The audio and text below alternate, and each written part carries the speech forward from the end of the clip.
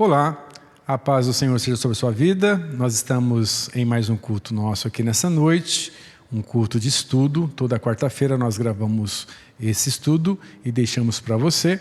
Nós não estamos tendo culto presenciais de estudo nas semanas aqui na Congregação Sede. Então você espalhe esse link, né? Esse link para as outras pessoas, abençoe outras vidas também e compartilhe com quem você quiser. Nós estamos numa série de 10 estudos sobre as 10 pragas do Egito. Hoje nós estamos no 7º estudo dessa série. Falaremos dessa praga que que o povo foi acometido aqui.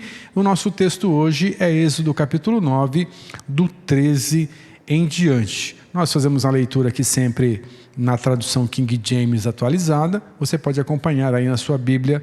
Então, nós vimos então a aula passada que veio uma praga de úlceras e feridas sobre o povo do Egito, e sobre Faraó, quando ele não deu ouvido, quando o Faraó não deu ouvido ao pedido de Deus de deixar o povo ir, deixar o povo hebreu sair do Egito, que estava sendo escravizado ali, para ir para prestar culto a Deus. Então houve um período de feridas, um período de úlceras abertas, um período de muito problema para todo o Egito, por pura desobediência. Agora nós vamos ler então esse capítulo que continua. O coração do faraó endurecido, ele já está piolento, cheio de úlcera e ainda está com o coração endurecido. Vamos aqui então ler esse texto, Êxodo capítulo 9, do versículo 13 em diante até o versículo 35, é um texto grande hoje. O texto diz assim: Então disse Yahvé a Moisés: Levanta-te ao romper do dia e apresenta-te a Faraó e lhe dirás: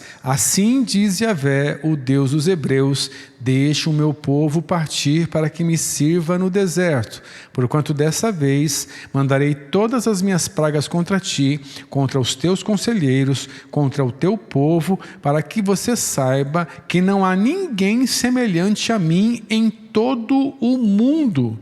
Em verdade, se eu já tivesse estendido a mão para te ferir a ti e o teu povo com peste, terias desaparecido sobre a face da terra. No entanto, foi precisamente por isso que te conservei em pé, para fazer-te ver o meu poder e para que o meu nome seja proclamado no mundo inteiro. Ainda retens o meu povo e não queres deixá-lo partir? Eis que amanhã, a esta mesma hora, farei cair uma pesada chuva de pedras, como nunca se viu no Egito, desde o dia em que foi fundado até o dia de hoje. Agora, pois, manda recolher os teus animais e tudo o que tens no campo, porque os homens e os animais que se acharem no campo e não se recolherem em suas habitações ao cair sobre eles a chuva de pedras que mandarei, certamente morrerão. Aqueles dentre os conselheiros do faraó que temeram essa palavra de Yahvé, apressaram-se em fazer entrar para as suas casas os seus servos e os seus rebanhos. Aqueles, porém, que não levaram a sério a palavra do Senhor, deixaram ficar nos campos os seus servos e os seus rebanhos. Disse Yahvé a Moisés: Estende a mão para o céu, e devastadora chuva de pedras se abaterá sobre toda a terra do Egito, sobre os animais e sobre toda a vegetação dos egípcios. Então Moisés estendeu o seu cajado em direção ao céu, e Yahvé imediatamente mandou grandes trovões e profusa quantidade de granizo, e raios caíram imediatamente, incendiando a terra dos egípcios. Assim o Senhor fez chover pedra sobre toda a terra do Egito. Enorme quantidade de granizo caiu sobre os egípcios, enquanto inúmeros raios cortavam o céu em todas as direções. Nunca houve uma tempestade de granizo como aquela em todo o Egito, desde que se tornou uma nação. Em todo o Egito, o granizo destruiu tudo que havia nos campos, tanto homens como animais, exterminou toda a vegetação, além de quebrar todas as árvores. Somente na terra de Gósen, o delta do Nilo ali, onde estavam os israelitas, não caiu uma pedra de granizo. Então o faraó mandou chamar Moisés e Arão e confessou-lhes: Dessa vez eu pequei, e Yahvé é justo, eu e o meu povo, porém, somos ímpios. rogai a Yahvé, pois que já baste esses terríveis trovões e a chuva de pedras. Eu vos deixarei sair livres, e não ficareis mais aqui. Ao que lhe replicou Moisés: depois que eu tiver saído da cidade, estenderei as minhas mãos para Yahvé, os trovões cessarão e já não haverá chuva de pedras, para que saibais que todo mundo pertence a Yahvé. Quanto a ti, porém, e aos teus conselheiros, eu bem sei que ainda não temeis ao Senhor Deus. O linho e a cevada foram totalmente destruídos pelo granizo, pois a cevada já estava com espigas e o linho em flor. Trigo, entretanto, e o centeio foram preservados, porquanto ainda não haviam brotado. Saiu, pois, Moisés da presença do faraó e da cidade egípcia, e ergueu a mão ao Senhor.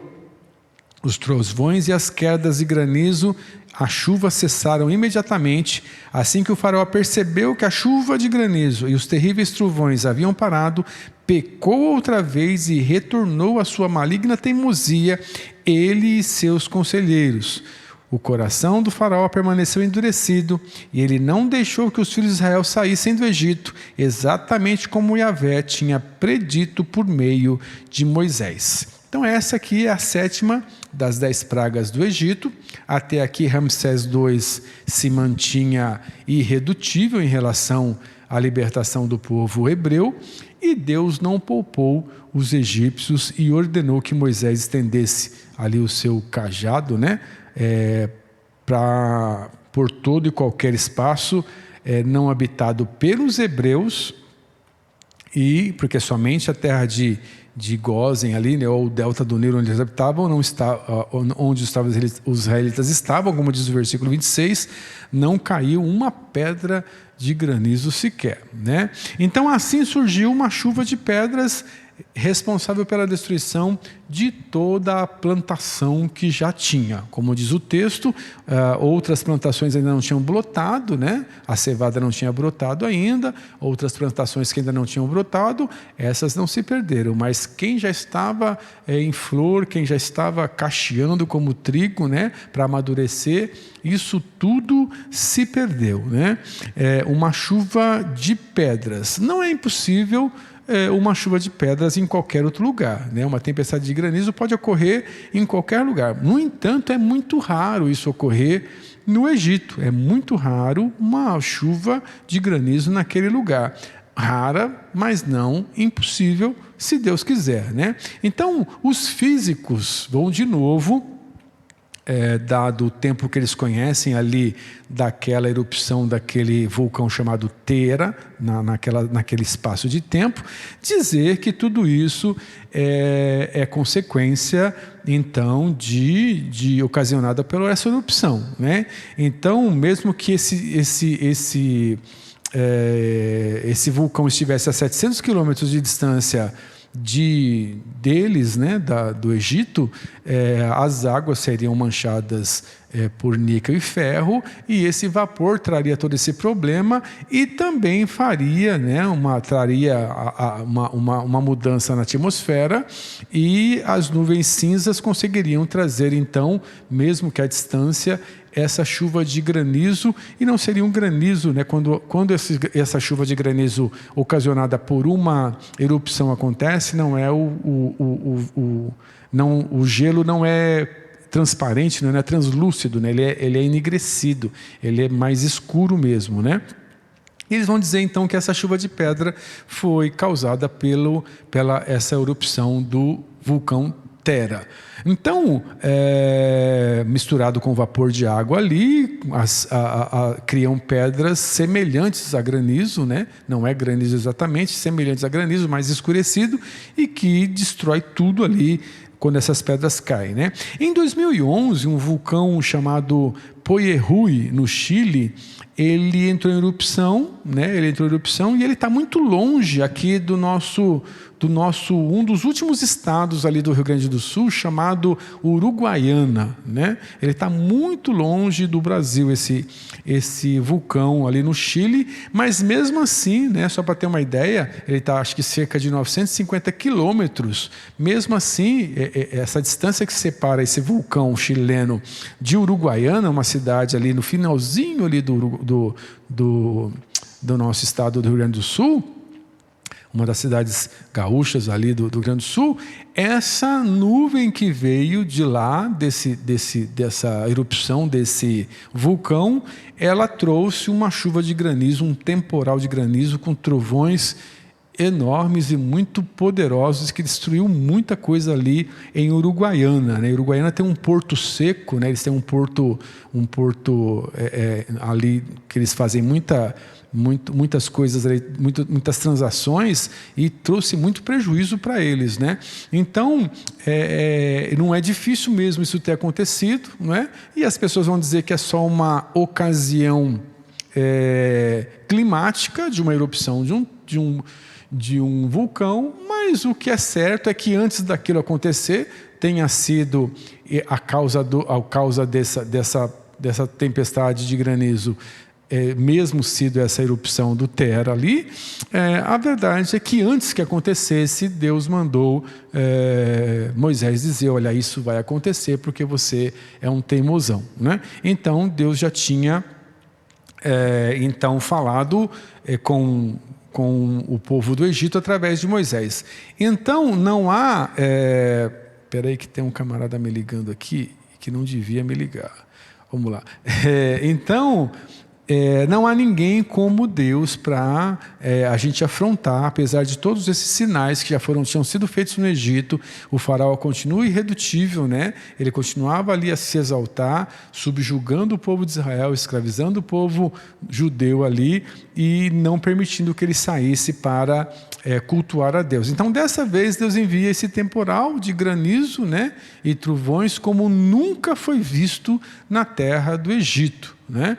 Então, esse é o texto que a gente lê aqui, né? Deus ainda tinha advertido os egípcios que ia acontecer isso, e Deus ainda falou: olha, vai ser uma coisa tão complicada, como vocês nunca viram, que eu vou dar um conselho para vocês. Quem tiver juízo, traz o pouco de rebanho que sobrou para um lugar seguro e coloque os seus escravos para dentro de casa, porque quem estiver lá fora vai morrer.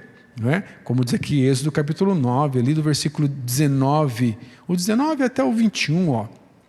Agora, pois, manda recolher os teus animais e tudo o que tens no campo, porque os homens e os animais que se acharem no campo e não se recolherem às suas habitações ao cair sobre eles essa chuva de pedras que mandarei, certamente morrerão. Versículo 20. Aqueles dentre os conselheiros do faraó que temeram essa palavra de Yahvé, apressaram-se a fazer entrar para dentro das suas casas os seus servos e os seus rebanhos. Então já tinha gente dizendo: meu amigo, já aconteceu 6 pragas que diz que ia acontecer, aconteceu. Ele está dizendo que a 7ª agora vai vir, e se a gente não recolher os nossos animais e os nossos escravos, eles vão morrer também? Então vamos dar ouvido. Então muitos ali, né, dos conselheiros do faraó já falaram: quer saber, faraó, dá uma licencinha ali que a gente vai ali e volta. Mas ele foi guardar o gado dele, foi guardar o pouco do gado que sobrou e o pouco dos seus servos, né? Porém tinha os teimosão, né? O versículo 21 diz: aqueles, porém, que não levaram a sério a palavra do Senhor, deixaram ficar nos campos seus servos e os seus rebanhos. E aí a lição que fica é que eles perderam tudo. A lição para nós, irmãos, é que a segurança de quem obedece a Deus está garantida. Quem é obediente a Deus tem a segurança garantida. Se Deus falou para fazer, vai lá e faz, e você vai estar com a sua segurança garantida. Se Ele falou que é para fazer dessa maneira, faça dessa maneira. Mas eu podia fazer da outra. Faça dessa maneira como Ele mandou, que você vai ter a sua segurança garantida, né? Aqueles que acreditaram em Deus, mesmo não sendo do povo judeu, e se abrigaram, né? Os seus rebanhos, abrigaram os seus servos, eles não tiveram prejuízo nenhum, nada deles foi destruído, a não ser as suas colheitas, né? Mas então você não precisa ser uma pessoa que teme a Deus, que já adora o Senhor, que já conhece a Ele. Mas quando você ouvir Deus falando com você, você vai lá e obedece. Você só tem a ganhar, você tem garantia, segurança nisso, né? E todos aqueles que não prestam atenção naquilo que Deus está falando e desdenham, fazem pouco caso, vão ter a sua vida destruída, as suas posses destruídas, a sua família destruída. E porque desobedecer a Deus, Deus só quer o melhor para a gente. A vontade de Deus para conosco, Ele é um Deus de boa vontade para conosco. A boa vontade de Deus para conosco é boa mesmo, é boa, é perfeita, é agradável. Ele sabe o que é melhor para a gente, né? É como um pai, né? A gente às vezes se coloca na posição de um adolescentão, né? Que o pai está dizendo, olha, isso aqui é que é bom para você, mas ele diz, não, bom é os meus amigos, bom é a minha galera, bom é fazer o que todo mundo está fazendo. E o pai diz, você só vai sofrer, se você me desobedecer, você só vai entender que você vai se lascar lá na frente, quando você já estiver lascado. Então me obedece, né? Eu sou mais velho que você, eu já passei por isso. Mas o filho às vezes acha que o pai quer o mal dele, né? Então desobedece e quebra a cara, sempre quebra a cara, né? Então Deus livra quem obedece a Ele, quem faz a sua vontade. É essa a lição que fica. E quem despreza os avisos de Deus, ele causa a sua própria destruição, ele traz problema para si mesmo, né? Então a chuva era quase uma coisa desconhecida no Egito, né? A chuva era muito pouco, eles tinham o grande rio Nilo ao seu favor, e ali no delta do Nilo tinha uma prosperidade muito grande, porque as águas enchiam aquele lugar, e depois que as águas esvaziavam, aquela terra estava muito fértil, eles plantavam ali, e nos outros lugares que eles plantavam, eles recolhiam também água do Nilo para regar as suas plantações. Mas chuva no Egito era uma coisa muito rara, né? Quase desconhecida. E quando eles viam trovões, né? Quando os egípcios viam trovões e raios, eles diziam que aquilo era uma divindade, eles adoravam aquilo. O fogo era uma divindade, os trovões eram uma divindade, né? Considerada para eles como uma poderosa divindade, e a sua religião era isso, cultuava os trovões, cultuava a água do Nilo, cultuava o fogo, os animais, e Deus vai quebrando ali aquele conceito de todo o Egito. Olha, vocês acham que isso são deuses, e não são. Quem controla tudo sou eu, né? Deus deixa bem claro isso para eles. Vocês vão ver que eu que sou Deus em todo o mundo, inclusive aí no Egito, né? Então a religião deles que cultuava todas essas coisas da natureza, inclusive o fogo, a água, os animais e os trovões, agora esses deuses que eles tanto cultuavam estavam trazendo problemas para ele. Então Deus vem provar que esses elementos são meras forças da natureza, estão sob o domínio de quem os criou, estão sob o domínio de Deus, né? E que Deus, né, o Senhor, Ele é o único Deus que tem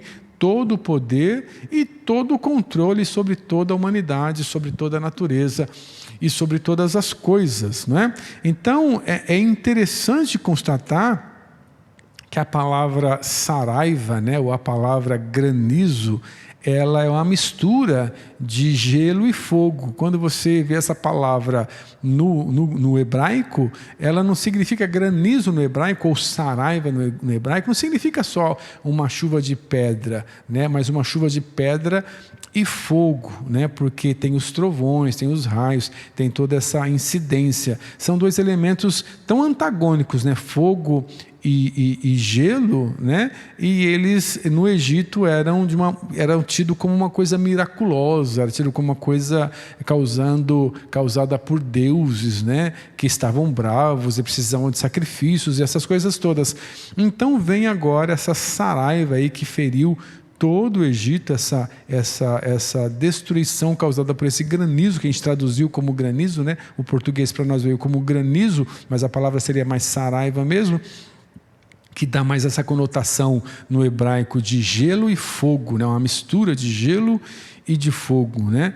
Então isso queimou destruiu toda a erva plantada ali no território egípcio, destruiu árvores, destruiu todas as coisas, e Deus demonstra a sua soberania sobre a natureza, sobre a terra, sobre os animais, sobre os homens, e é mais um Deus do Egito que ele afronta, né? Deus afronta esses deuses do Egito com cada uma dessas pragas. Você vai ver que Deus está afrontando, mostrando para eles, olha, vocês não acham que isso são deuses? Vocês não adoram essas coisas? Pois então, eu vou mostrar para vocês que é eu quem controlo todas as coisas, a natureza, seja o trovão, seja o raio, seja o granizo, seja a água, seja o fogo, seja as plantações, sejam os animais que vocês adoram, eu é quem controlo todas essas coisas. Eu sou Deus soberano sobre todas as coisas. coisas. Ele é o Adonai, né? O Senhor de toda a terra, né? Tem poder para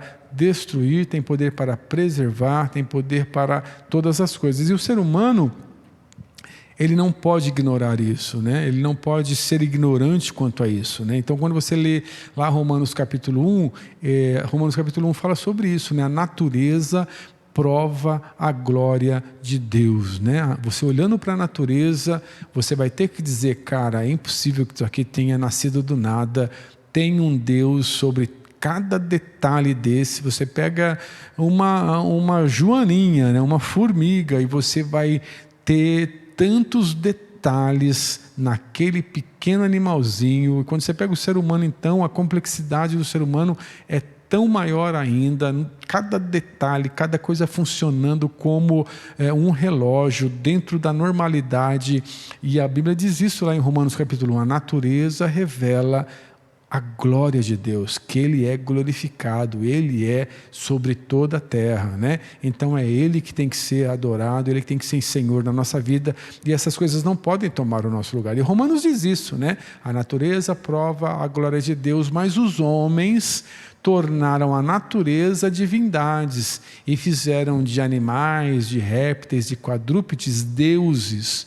Por isso que Deus os entregou às suas infamidades, né? E eles se tornaram o que estão se tornando, porque eles deixaram, em vez de adorar o Criador, começaram a adorar a criatura. Romanos 1, leia o texto de Romanos 1, você vai encontrar esse texto lá. O que pode se aprender de Deus, o que pode se entender de Deus, a natureza prova. Olhando para a natureza, a gente compreende que Deus está sobre todas as coisas, mas o homem consegue olhar para a natureza, em vez de dizer assim, olha, um elefante, como esse bicho é grande, como isso é poderoso, olha como ele se move, olha como ele age, olha como ele anda de manada, olha como eles são, Deus deve ter, como são complexos ali, como tem amortecedor nas suas patas pelo seu muito peso, olha como eles são aerodinamicamente perfeitos para o que elas querem fazer, olha como eles são, e a pessoa diz assim, olha, então foi Deus que fez isso, um Deus que deve ser adorado. Não, a pessoa diz, não, olha o elefante, um bicho desse só pode ser Deus, vamos adorar o elefante. Então as pessoas pegam a criatura, né, e colocam como adoradas, e o Criador eles desprezam, eles desenham. Leia lá Romanos capítulo 1, você vai entender isso. E a gente tem que entender que não é o caminho certo, a gente tem que entender que Deus é soberano, e quando a gente começa a afrontar a Deus e adorar outras coisas no lugar dele, Ele vai mostrar para nós que Ele é Deus sobre isso. Então tome cuidado com o que você tem colocado como um Deus na sua vida, seja um político, seja uma situação, seja o seu trabalho, seja a sua carreira, seja a sua beleza, a sua juventude, o seu dinheiro. Deus pode querer provar para você, olha, você está achando que isso aí é Deus, eu vou te provar que eu sou Deus quando eu tirar isso aí da tua vida, quando eu fazer isso aí que você preza tanto, te trazer problemas, te trazer dificuldades. E aí de repente aquele político que a gente está adorando tanto, né, adorando mesmo, daqui a pouco ele se torna um problema para a gente fala, Deus, tira esse enguiço da nossa vida, porque está acabando com o nosso país, a gente adorou esse troço aí, e o Senhor está provando que isso aí só traz problema, isso aí não é nosso Deus não.